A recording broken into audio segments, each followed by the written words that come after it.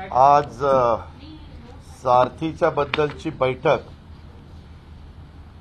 विजय वडेट्टीवार साहेब मंत्रिमंडळातील सहकारी यांनी मला विनंती केलेली होती, त्या प्रकारे आज बैठक लावलेली होती आणि त्या बैठकीला मी विजय वडेट्टीवार, खासदार संभाजीराजे, नवाब मलिक साहेब, विनायक मेटे, त्याच्यामध्ये विनोद पाटील, राजेंद्र कोंढरे असे बरेच प्रतिनिधी हजर होते। सुरुवातीची मीटिंग फिजिकल डिस्टन्स ठेवण्याच्या निमित्तानं एक पूर्वी चीफ मिनिस्टर प्रेस कॉन्फरन्स घ्यायचे तिथं घेतलेली होती। त्याच्यात बऱ्याच जणांचं म्हणणं, अनेक प्रतिनिधी आलेले होते, त्यांचं ऐकून घेतलं आणि ऐकून घेतल्यानंतर अशा प्रकारची चर्चा निर्णय घेत असताना मर्यादित लोकांच्या मध्ये त्यांचं सगळ्यांचं ऐकून घेतल्यानंतर निर्णय घेणं सोपं जातं आणि त्याच्यामध्ये वित्त विभाग, त्याच्यानंतर वेगवेगळ्या विभागाचे ह्या संदर्भात असणारे जेवढे विभाग संबंधित होते त्या सगळ्यांचे सचिव आणि अधिकारी वर्ग हजर ठेवलेला होता। विधी व न्याय खात्याचे पण भागवत वगैरे हजर होते। आता ही सगळी चर्चा होत असताना पाठीमागच्या काळामध्ये ज्यावेळेस उद्धवजी ठाकरे साहेबांच्या नेतृत्वाखाली महाविकास आघाडीचं सरकार आलं त्यावेळेस 7 जणांचं मंत्रिमंडळ पहिल्या टप्प्यामध्ये झालं। त्यावेळेस सारथीच्या काही सन्माननीय सहकाऱ्यांनी आंदोलन केलं आणि मग त्याच्यामध्ये खासदार संभाजीराजे यांनी एकनाथराव शिंदे तिथं गेले, चर्चा केली आणि काही गोष्टी सरकारच्या वतीनं त्यांनी तिथं सांगितल्या की बाबा ह्या गोष्टी आम्ही मान्य करू। आता सध्या संपूर्ण देशामध्ये, राज्यामध्ये करोनाचं सावट आहे। आता हे करोनाचं सावट असताना कुठल्याही परिस्थितीमध्ये राज्य सरकारच्या वतीनं मी सांगू इच्छितो की सारथी ही काही संस्था बंद केली जाणार नाही। कारण नसताना वेगवेगळ्या प्रकारच्या अफवा उठल्या जायच्या, वेगवेगळ्या प्रकारच्या बातम्या प्रसिद्ध व्हायच्या आणि मागच्या सरकारने सारथी ही संस्था अस्तित्वात आणल्यानंतर त्याच्याबद्दल काही प्रश्नचिन्ह निर्माण झाले। त्याच्यामध्ये सुरुवातीला किशोरराजे निंबाळकरांच्या एक सदस्य समितीची चौकशी झाली, ती चौकशी अहवाल आमच्याकडे आला। त्याच्यानंतर अतिरिक्त मुख्य सचिव आता होम, जेडी आणि होम त्यांच्याकडे, त्या सीताराम कुंट्यांना आम्ही 14 दिवसाची मुदत दिलेली आहे। 14 ते 15 दिवसात त्यांनी पण त्यांचा काय म्हणणं आहे तो अहवाल त्याच्यामध्ये सादर करायचा। हे करत असताना सारथीला उद्याच्या उद्या 8 कोटी रुपये त्या ठिकाणी सरकारच्या वतीने दिले जाणार आहेत। विजय वडेट्टीवार साहेब ते पैसे त्यांच्या विभागाच्या मार्फत तिथं पाठवणार आहेत। त्याच्यामुळं काही यूपीएससी, एमपीएससी अशा प्रकारचे विद्यार्थी तिथं होते, काहींची फेलोशिप होती, एमफिल, पीएचडी ह्याच्या संदर्भातले विद्यार्थी होते, काहींची छात्रवृत्ती प्रकल्पाकरता छत्रपती शाहू महाराज राष्ट्रीय संशोधन अधिछात्रवृत्ती आणि मुख्यमंत्री विशेष संशोधन अधिछात्रवृत्ती हे होते। हे पैसे मधल्या काळामध्ये राहिलेले होते आणि मला वाटतं त्याच्यामध्ये तारादूतचे काहीतरी 2 महिन्याचे पैसे राहिलेले होते। अशा प्रकारचे ते पैसे त्यांचे द्यायचं आम्ही त्या ठिकाणी मान्य केलेलं आहे। मंत्रिमंडळाच्या पुढे आम्ही जाणार आहोत। आज आम्ही मुख्यमंत्र्यांना विनंती करून हा निर्णय घेऊ इच्छितोय की सारथी हे नियोजन विभागाच्या अंडर घ्यायचं आणि हे नियोजन विभागाच्या अंडर घेऊन तो विभाग सारथीच्या संदर्भातलं कामाचं सगळं जे काही लक्ष आहे ते ठेवेल। त्याचबरोबर अण्णासाहेब पाटील महामंडळ हे पण कौशल्य विकासकडे आहे, तर ते पण नियोजन विभागाच्या अंडर घ्यायचं, कॅबिनेटची मान्यता घेऊन, मुख्यमंत्र्यांची मान्यता घेऊन, आणि एक मराठा समाजातल्या मुलांना अण्णासाहेब पाटील महामंडळ कर्ज देण्याच्या संदर्भात आणि सारथी संस्था शिक्षण देण्याच्या संदर्भात अशा पद्धतीचं त्याची सांगड त्या ठिकाणी घालायची. वित्त आणि नियोजन माझ्याकडे असल्यामुळं आणि मी पुण्याचा पालकमंत्री असल्यामुळे सारथी ही जी संस्था चालते ती पुण्यामध्ये आहे. त्याच्यामध्ये खासदार संभाजीराजे असतील किंवा राजेंद्रजी असतील, विनोद असेल, विनायकराव असतील, अशा अनेक मान्यवरांनी काही सूचना केल्यात. काहींची पत्र अशोकराव चव्हाण साहेबांनी त्यांना आलेली मला त्या ठिकाणी दिली आणि त्या सगळ्यातनं साधारण सारासार विचार करून आम्ही अतिशय सकारात्मक भूमिका ह्या संस्थेच्या बाबतीमध्ये घेतलेली आहे आणि त्याच्यात नवाब मलिक साहेबांनी आणि विजय वडेट्टीवार साहेबांनी पण मनापासून त्या ठिकाणी पाठिंबा दिलेला आहे. हे सगळं करत असताना साधारण एक सूचना पुढे आली की बाबा हे करताना काहीतरी व्हिजन डोळ्यासमोर ठेवून काम केलं पाहिजे. तर आता 2020 चालू आहे, तर 2030 चा विचार करून कशा प्रकारे मराठा समाजातल्या गरीब, आर्थिकदृष्ट्या दुर्बल अशा मुलांना, मुलींना ह्या संस्थेचा उपयोग करून देता येईल, तो उपयोग करून देण्याचं आम्ही आज ठरवलेलं आहे. अर्थात हे सगळं आम्ही मंत्रिमंडळापुढे घेऊन जाणार. मंत्रिमंडळामध्ये मला विश्वास आहे की गेले 6 महिने मी उद्धवजींच्या सरकारमध्ये काम करतोय, त्यांच्या नेतृत्वाखालच्या सरकारमध्ये, आणि विजयराव मला किंवा नवाब मलिक साहेबांना आम्हाला साधारण मंत्रिमंडळामध्ये कुठला आपण विषय नेल्यानंतर सगळे त्याला मान्यता देतील हे आम्हाला साधारण कळतं.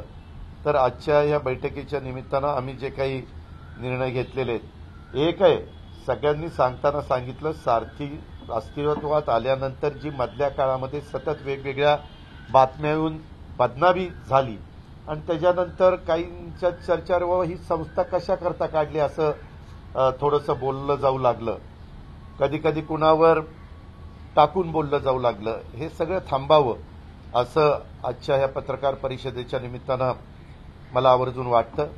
सुरुवातीच्या काळामध्ये 11 वाजल्यापासून साधारण 12, सव्वा 12 पर्यंत आम्ही तिथं सगळ्यांचं ऐकून घेतलं आणि मग नंतर इकडं आलो आणि इकडे येऊन मग आम्ही काही प्रमुख मंत्रिमंडळातले जे काही होते ते आणि अधिकारी आणि खासदार, आमदार, म्हणजे खासदार संभाजीराजे, विनायकराव मेटे, राजेंद्र कोडवे, विनोद पाटील वगैरे हे सगळेजण होते आणि यांनी सगळ्यांनी मिळून त्याच्यामध्ये आम्ही चर्चा केली.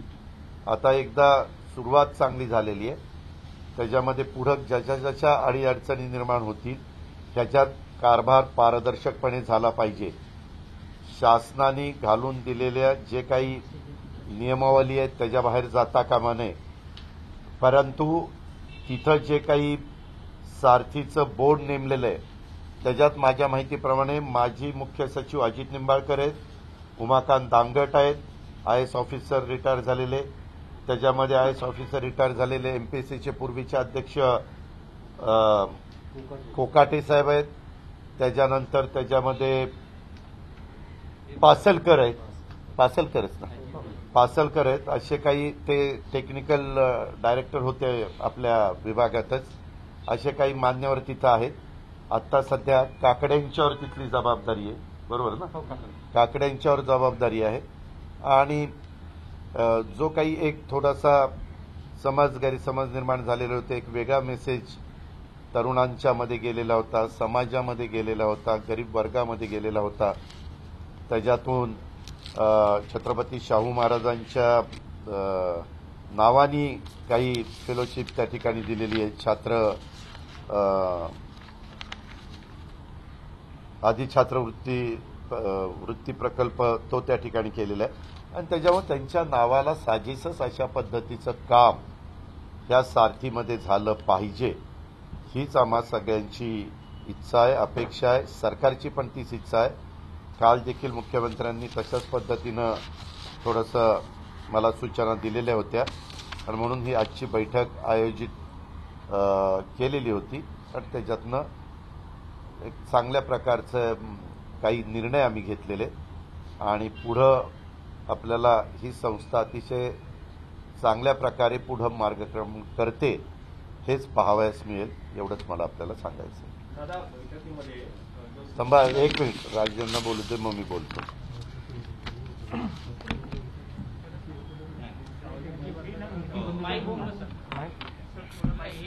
हा घे ना, हा चालू आहे.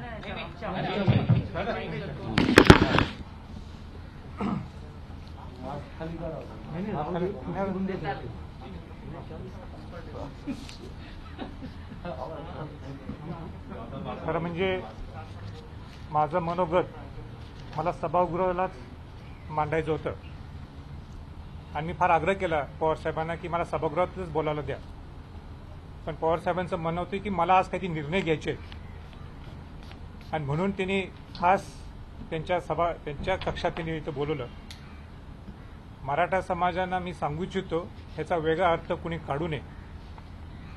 त्यांना एकच ते मला म्हटले की राजे माझ्यावर विश्वास ठेवा, मला आज काही निर्णय घ्यायचे, ही सारथी टिकवायची आहे, सारथीची स्वायत्ता राखायची आहे आणि म्हणून आपण हे एकत्र एक बैठक घेऊ आणि म्हणून आम्ही सगळेजण इथं एकत्र आलो. आणि मग जे आता पवार साहेबांनी आपले ज्या पद्धतीने निर्णय घेतले ते त्यांनी सविस्तर पद्धतीने सांगितले म्हणून मी तेच विषय मी काय सांगणार नाही. पण माझा आग्रह त्यांना हा होता आणि त्यांनी मान्य केलं की या संस्थेची स्वायत्ता राहायला पाहिजे.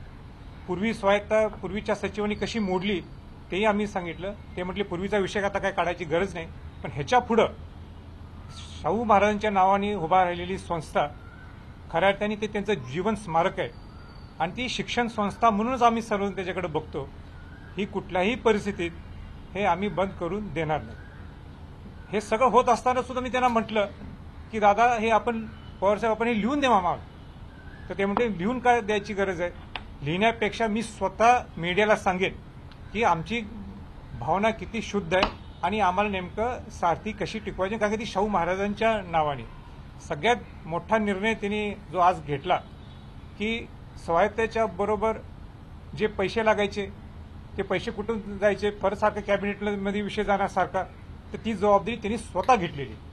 प्लॅनिंग हे त्यांच्याकडे आहे. त्याच्यामुळं ते म्हटले ही सारथी मी स्वतः एक इंडिपेंडंट बॉडी असली तरी ती माझ्या अंडर जर मी ठेवली तर खऱ्या अर्थाने ज्या दृष्टिकोनातून ही सारथी निर्माण झालेली आहे, जो खऱ्या अर्थाने शाहू महाराजांचं हे जीवन स्मारक आहे हे टिकल असा मला पूर्ण विश्वास आहे. मी पवार साहेबांना एवढंच सांगू इच्छितो की ह्यांनी याच्यात जातीने लक्ष घालायला पाहिजे. कारण का अनेक 6 महिने असेच महिने निघून गेले आणि मराठा समाजाचा ह्याच्यावर विश्वास कमी झालेला आहे की आमच्यासाठी काही निर्णय ह्याच्या पुढे घेतील काही नाही. म्हणून आपण कार्यक्षम मंत्री आहात, पूर्वी सुद्धा आपण दाखवून दिलेलं आहे की पर्सनली तुम्ही जबाबदारी घ्या. आमचा हेतू दुसरा काही नाही. ही सारथी खऱ्या अर्थाने स्वायत्त राहायला पाहिजे, खऱ्या अर्थाने शाहू महाराजांचं हे जीवन स्मारक हे व्हायला पाहिजे, ह्याच्यासाठीच आमचा लढा आहे. दुसरी एक तिने आणि एक चांगली घोषणा आज केली की जो त्यांचा मानस आहे की अण्णासाहेब पाटील आर्थिक महामंडळ ज्याच्यातून कर्ज सुद्धा मिळते ते सुद्धा प्लॅनिंगच्या खाली घेता येईल. म्हणजे हे सगळं एका छताखाली अंडर वन शेल्टर या सगळ्या गोष्टी करण्याचा त्यांचा मानस आहे. आपण सगळ्यांना आश्वासन दिलेलं आहे, पण मराठा समाज फार दुखवलाच आहे आणि म्हणून माझी विनंती ही राहणार आहे की आपण मराठा समाजाला एकदा परत वेळोवेळी आपण सांगायला पाहिजे की कशा पद्धतीने जे तुम्ही आज आमच्या पुढे मांडलं आणि हे कशा पद्धतीने पुढे जाणार आहे. आज पैसे सुद्धा आपण 8 कोटी रुपये दिले, ही चांगली बाब आहे. पुढचे शाहू महाराजांच्या नावाने फेलोशिप जे राहिले ते कुंटे साहेब सुद्धा लवकर अहवाल देणार, हे सुद्धा पुढचे पैसे मान्य होतील. पण माझा हेतू वेगळा आहे. नुसतं 20-25 कोटीपेक्षा ही शाहू महाराजांची संस्था नुसतं एक नुसतं प्रपोजल नाही आहे, अशी 84 प्रपोजल्स किंवा प्रकल्प असे त्याच्यात होऊ शकतात. आणि ह्या 84 प्रकल्पांमध्ये मराठा समाज, गरीब मराठा समाज स्वतःच्या पायावर कसा उभा राहू शकतो ह्याच्यासाठी 2020 ते 2030 एक मास्टर प्लॅन होणं गरजेचं आहे. आणि मास्टर प्लॅन जर झाला तर मग ही खऱ्या अर्थाने ही संस्था सेल्फ सस्टेनेबल स्वतःच्या पायावर उभा राहू शकते. वेळ अशीच यायला पाहिजे 2-3 वर्षानंतर किंवा 4 वर्षानंतर की सारथी ही संस्था सरकारकडे पैसे न मागता एवढे त्यांच्याकडे पैसे इथं जमा व्हायला पाहिजे, स्वतःच्या सेल्फ सस्टेनेबल व्हायला पाहिजे. आणि तुम्ही जर पुढाकार घेतला, आम्ही सर्वजण यात कुठला गट तटपेक्षा पूर्ण मराठा समाज आपल्यावर विश्वास ठेवतोय आणि आपण निश्चित कराल. ह्याच्या पूर्वी सुद्धा बाकीच्या मंत्र्यांच्या पेक्षा मी तुलना करते, बाकीच्या मंत्र्यांपेक्षा आपण करून दाखवलेलं आहे आणि ह्याही पुढे तुम्ही करून दाखवाल ही मी अपेक्षा व्यक्त करतो. आणि आम्हाला आपुलकीने म्हणजे 6 महिन्याच्या अगोदर आम्ही आंदोलन केलं, त्यावेळी मुख्यमंत्र्यांनी सुद्धा मोठं मन दाखवून त्यावेळी एकनाथ शिंदे त्यांच्या गावी होते तरी ते तिथं आले. आज सुद्धा ज्यावेळी आपल्याला ह्याची तीव्रता समजल्यावर तुम्ही कोविड असताना सुद्धा विनंती केली आपण आम्हाला याला, आम्ही याच्यासाठी आलो. आणि परत एकदा आपण ह्या सारथी विषय आपल्या हातात घेतलेला आहे आणि कुठल्याही परिस्थितीत मराठा समाजाचा विश्वासघात होणार नाही आपण असा शब्द दिलाय. याबद्दल मी आपल्या सर्वांचं धन्यवाद व्यक्त करतो. त्याच्या खात्याच्या मंत्र्यांनी सुद्धा सकारात्मक दृष्टिकोन आजच्या मिटिंगला त्यांनी दाखवलेला. गोंधळ झाला बैठकीच्या सुरुवातीला जे संभाजीराजांना बसण्यासाठी स्थान दिलं होतं, बाहेर मेसेज गेलेला आहे की संभाजीराजांचा राज्य सरकारने अपमान केला. काही ठिकाणी तुमच्या विरोधात आंदोलन सुरू झालं. हो का, कुठलाही चांगला निर्णय घेत असताना मी बघितलंय प्रत्येक वेळेस. आता तिथं हॉल मोठा होता, त्याच्याबद्दल एकदा निर्णय चांगला झाल्यानंतर तुम्हाला निर्णय चांगले हवेत का आणखीन काही वेगळ्या पद्धतीनं त्याला फाटे फोडायचे. त्याच्यात मी पहिल्यांदा लिमिटेड लोकांना घेतलं असतं तर तुम्ही बघितलं ह्या हॉल हाच एक माझा कॉन्फरन्सचा, ह्या हॉलमध्ये सगळी लोक बसू शकत नाही. त्याकरता सुरुवातीला काही जण म्हणले असते आमचं साधं ऐकून पण घेतलं नाही, त्याच्याकरता तिथं ऐकून घ्यायला गेलो होतो. आणि त्याच्यानंतर इथं येऊन एकत्रपणे आम्ही बैठक घेतली आणि एकत्रपणे तुमच्या सगळ्यांच्या समोर आलेलं. आता काहींना वेगळं काही करून आनंद मिळत असेल तर तो त्यांनी जरूर घ्यावा. मला एवढंच माहिती आहे की मला त्याच्यामध्ये ह्या सरकारला, महाविकास आघाडीच्या सरकारला, आम्हाला सगळ्यांना मार्ग काढायचा आहे आणि तो मार्ग काढण्याच्या करता मी माझं सर्वस्व पणाला लावणार आहे. आणि मी हे पण ठरवलेलं आहे की दर 2 महिन्यांनी आम्ही ठराविक जण त्याच्यामध्ये राजे असतील, विनायकराव असतील, विनोद असतील, राजेंद्रजी असतील, असे काही प्रमुख मंडळी, अजून काही आबा पाटील असतील किंवा आणखीन काही असतील, अशांना बाबा कुठं आता अजून काय राहिलेलं आहे, कुठं काय सूचना आहेत. जसं यांनी 2030च्या बद्दल सांगितलं की विजन असं असावं. प्रत्येकाच्या माझ्या मनातल्या काही कल्पना असतात, त्यांच्या मनामध्ये असतात, इतरांच्या मनामध्ये असतात. त्या सगळ्यांच्या साधारण ज्या काही सूचना असतील त्या सूचना लक्षामध्ये घेऊन पुढची पावलं उचलली तर कुठले गैरसमज राहणार नाही. आता जो इकॉनॉमी विकर सेक्शन मराठा समाजातला जो वर्ग आहे त्यांनाही कुठल्या अडचणी त्या ठिकाणी येणार नाही. दादा, पण सारथी संस्था होती, कुठेतरी असं चित्र निर्माण होत होतं की आर्थिक जे नाडे आहेत सारथीच्या त्या कुठे राज्य सरकार त्यांच्या ताब्यात घेत पाहतंय आणि त्यामुळे आता तो कुठलाही मुद्दा राहणार नाही. त्याच्यामध्ये त्याच्याकरता काही पावलं आम्ही उचललेली आहेत आणि त्याच्यातून फक्त दिलेले पैसे योग्य पद्धतीने खर्च व्हावेत, पारदर्शकपणे खर्च व्हावेत. सारथीच्या वेबसाईटला त्या महिन्यामध्ये खर्च केलेल्या काय कुठल्या हेड खाली खर्च केले हे पण आलं पाहिजे. अशाही सूचना आता करण्यात आल्या आणि त्याचंही अंमलबजावणी झाली पाहिजे असं काकडे इथंच बसलेले आहेत त्यांना सांगितलेलं आहे. त्याच्यावर खर्च त्या महिन्याचा सारथीच्या वेबसाईटला आला तर तो सगळ्यांनाच पाहायला मिळेल. इथं कुठलेच काही राहणार.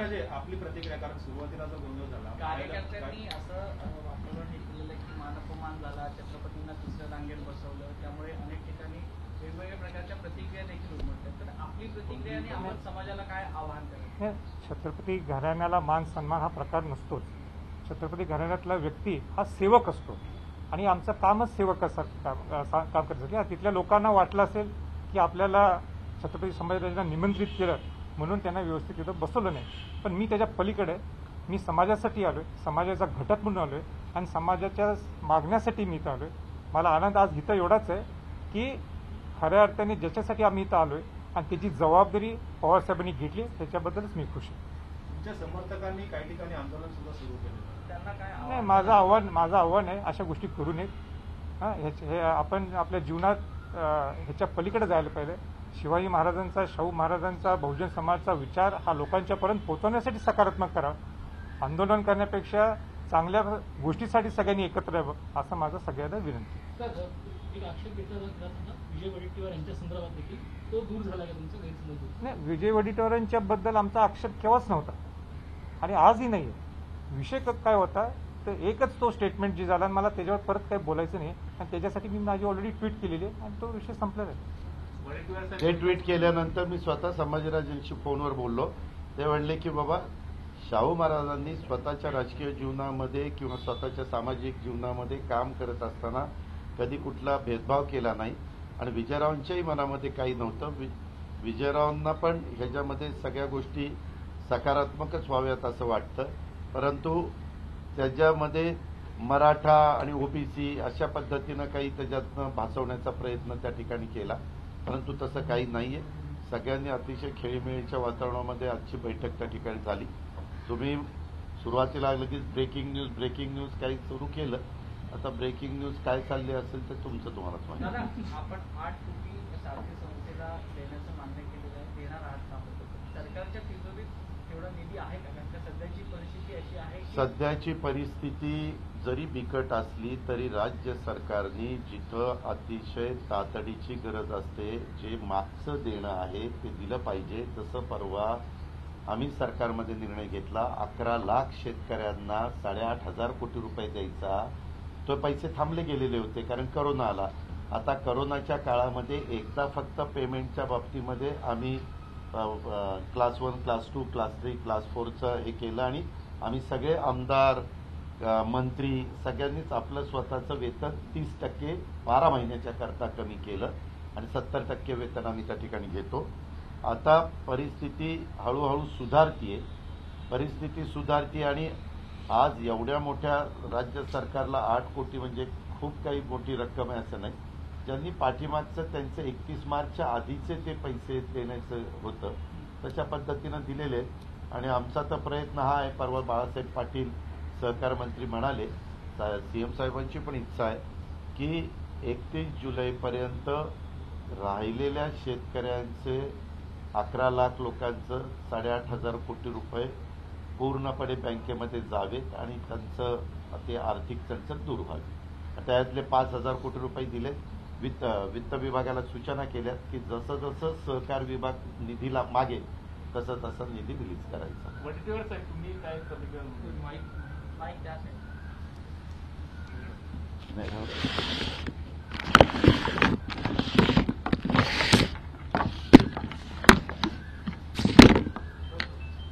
हा ठीक आहे. सारथीच्या संस्थेच्या संदर्भात जो मागच्या 8-10 दिवसामध्ये समज गैरसमज आणि काही बंद पडणार हे होणार अशा पद्धतीच्या प्रसारमाध्यमातून काही बातम्या प्रकाशित झाल्या आहेत आणि या संदर्भात त्या खात्याचा मंत्री म्हणून मला सुद्धा काही प्रमाणात जबाबदार धरलं गेलं.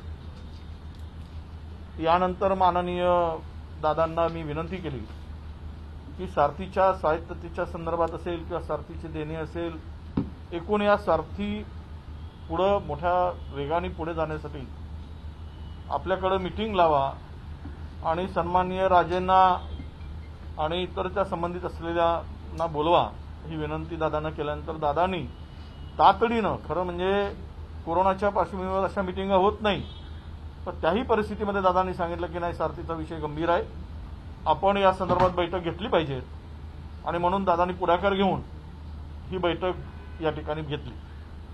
आणि या सगळ्यामध्ये अनेक विषयावर चर्चा झाल्यानंतर उरलेला निधी सुद्धा तातडीनं त्या ठिकाणी मंजूर केला गेला आणि त्यांना उपलब्ध करून देण्याचं काम सुद्धा झालं. याही पलीकडे जाऊन सारथी ही संस्था पुन्हा अधिक वेगानं चालण्यासाठी आम्ही विनंती केली दादांना की दादा तुम्ही या सारथीच्या संदर्भात फार तर नियोजन विभागांच्याकडे तुमच्याकडे हा भाग घ्यावा, हे आम्हीच विनंती केली दादांना.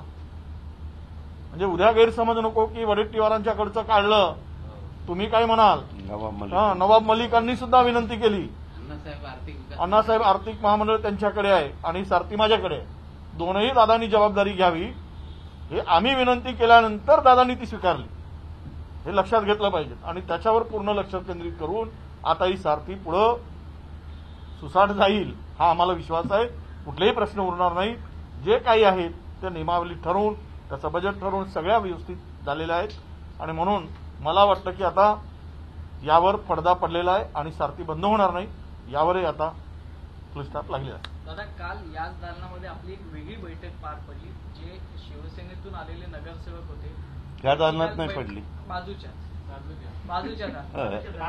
ते नगरसेवक पुन्हा शिवसेनेत गेले.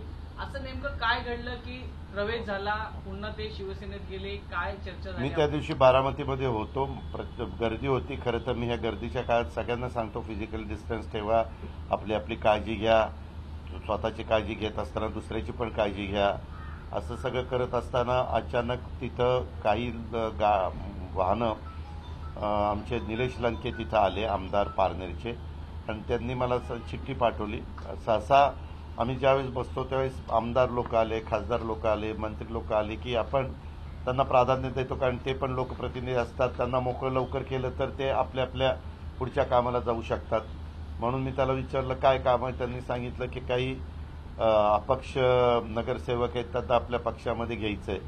मी आपला तिथं बाहेर आलो, त्यांना गमचे टाकले आणि त्या पद्धतीनं तिथला तो कार्यक्रम झाला. मग नंतर मला कळलं की ते शिवसेनेतले होते. मी म्हणलं अरे बाबा ते शिवसेनेतले होते. ते म्हणले नाही दादा ते चालले होते भारतीय जनता पक्षात. मग भारतीय जनता पक्ष त्यांना विचारलं की आम्ही शिवसेनेतनं राष्ट्रवादीत प्रथम प्राधान्य देतोय, राष्ट्रवादी नसेल घेत तर आम्ही भाजपमध्ये जाणार. मग भाजपमध्ये ते निघालेले होते. नंतर ते सगळं बघितल्यानंतर सहसा महाविकास आघाडीचं सरकार असताना मागं देखील काँग्रेस राष्ट्रवादीचं सरकार 15 वर्ष होतं.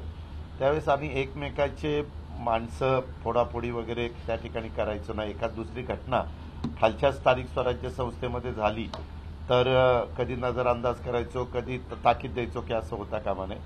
आता शिवसेना, राष्ट्रवादी काँग्रेस आणि काँग्रेस या तिघांचं मिळून सरकार आहे.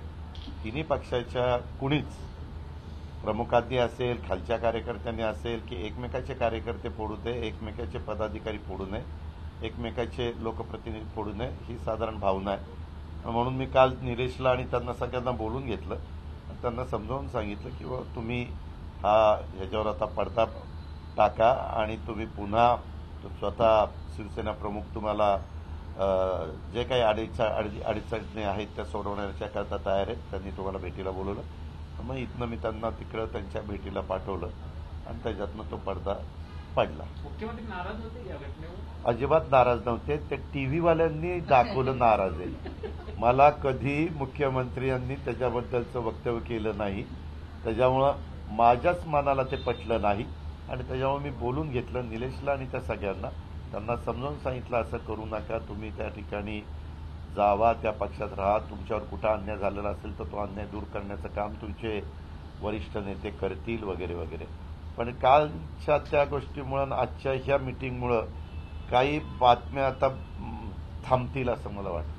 तुमच्या विरोधात जे आंदोलन सुरू आहे त्याबद्दल कुठलं आंदोलन? काही अनेक ठिकाणी आता तुमच्या विरोधात तुम्ही माफी मागावी अशा पद्धतीची मागणी होती. कशाबद्दल? मराठा समाज लवकरच उत्तर देईल. छत्रपतींना संभाजीराजांना तुम्ही जे तिसऱ्या रांगेत अरे कठीणच आहे तुम्ही. आता हे मराठा समाजाचे लोक पण मी आव्हान केलंय की आपण त्याच्या पलीकडे जायला पाहिजे आणि तो विषय क्लोज आहे.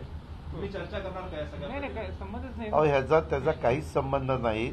त्याच्या संदर्भात मला तेच कळत नाही की तिथं जास्त लोक तिथं जमलेले होते, सगळेजण वेगवेगळ्या ठिकाणी.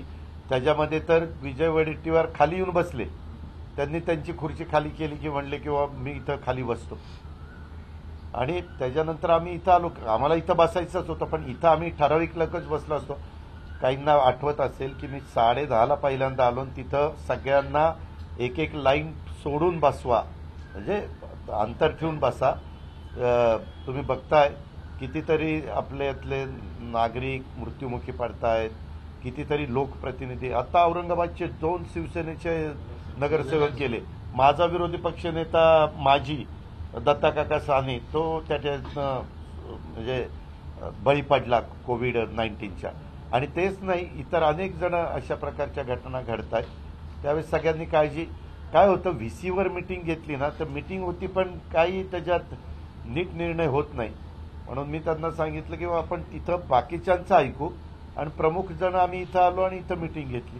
दादा, लॉकडाऊन आगामी काळात वाढू शकतो? तुम्ही जसं म्हणताय कोरोनाची परिस्थिती गंभीर त्या आहे. त्या भागामध्ये करोनाची परिस्थिती जास्त जर एक ठराविक एरियात असेल तर तिथं लॉकडाऊन वाढू शकतो. पण मुंबईत किती दिवस राहील? आता मुंबईमध्ये तुम्ही बघितलं, धारावीमध्ये काल तर एकच पेशंट नाही, काल एक मिळाला. बरं बाबा माघार परवा येताना असे म्हणजे संख्या कमी झालेली आहे. परंतु उद्याच्याला कुठं जर संख्या वाढली कोविड बाधित लोकांची, करोना बाधित लोकांची, तर निश्चितपणे साखळी तोडण्याच्या करता काही बाबतीमध्ये तशा प्रकारचे निर्णय घ्यावे लागतात आणि हा निर्णय घेण्याचा अधिकार तालुक्याच्या ठिकाणी म्हणजे तालुक्याचं अ वर्ग, ब वर्ग, क वर्ग नगरपालिकेला तिथल्या चीफ ऑफिसरला दिलाय, तिथल्या प्रांताला दिलाय. जिल्ह्याच्या ठिकाणी कलेक्टर, आयुक्तालय असेल तर आयुक्त ह्यांना त्या ठिकाणी दिलेले. दादा, विरोधी पक्षाने आपल्या सरकारवर टीका केलेली की असमन्वय आघाडी आहे, कुठलाही निर्णय घेताना आपल्यामध्ये समन्वय नसतो. म्हणजे जसं आता शिवसेनेचे नगरसेवक असतील, लॉकडाऊन संदर्भात असेल किंवा डीसीपींच्या बदल्या असतील, या संदर्भात वेगवेगळ्या असं काही नाही. त्याच्यामध्ये कारण नसताना वेगवेगळ्या पद्धतीच्या बातम्या पसरवल्या जातात.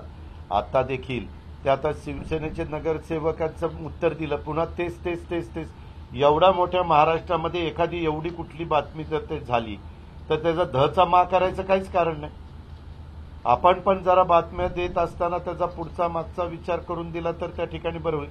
आता सारथीच्या बद्दल एवढा चांगला निर्णय घेतलाय आम्ही, तरी ह्यांचे प्रश्न तिसरेच चाललेले. महाराष्ट्रात आंदोलन सुरू झालं हे का तुम्ही काही ह्याच्यामध्ये तसं कुठल्याही गोष्ट आम्हालाही कळतं कुणाचा मान ठेवला पाहिजे, सन्मान ठेवला पाहिजे. काय आम्ही आज नाही राजकारणात आलो, 30-30 वर्ष आम्हाला लोक निवडून देत आहेत आणि आज मी लोक मला आज ओळखत नाही. मी प्रत्येकाचा मान सन्मान ठेवणारा माणूस आहे. याची गोष्ट पण फिजिकल डिस्टन्स हाही तितकाच महत्वाचा. या गोष्टीची जाणीव सगळ्यांनी लक्षामध्ये घेतली पाहिजे. एक प्रश्न आहे की स्टॅगर्ड टायमिंग, तुम्ही लॉकडाऊन संदर्भात बोलताय म्हणून विचारतोय की सरकारकडे असा काही प्रस्ताव आहे का की इव्हन सरकारी ऑफिसेस जे आहेत ते वेगवेगळ्या वेळी उघडावेत किंवा जे नॉन इसेन्शियल सर्व्हिसेस आहेत किंवा इमर्जन्सी सर्व्हिस डिपार्टमेंट जे नाही आहेत त्यांच्याकडे तशा प्रकारचा कुठलाही नाही प्रस्ताव. पण एक गोष्ट खरी आहे की सगळ्यांनी नियमावलीचं पालन करत त्या ठिकाणी बोललं पाहिजे. आता तुम्ही बघताय, तुम्ही आल्यापासून मी माझा मास्क काढला नाही, हा शाळा मास्क खाली घेऊन बोलतो, हे कसं काय चालतं? म्हणजे आता प्रश्न विचारणारेच नीट नियम पाळत नाही. मी सांगू का डिपार्टमेंटला, यांनी मास्क खाली घेतला होता, याला दंड ठोका म्हणून आहे ना दंड. दादा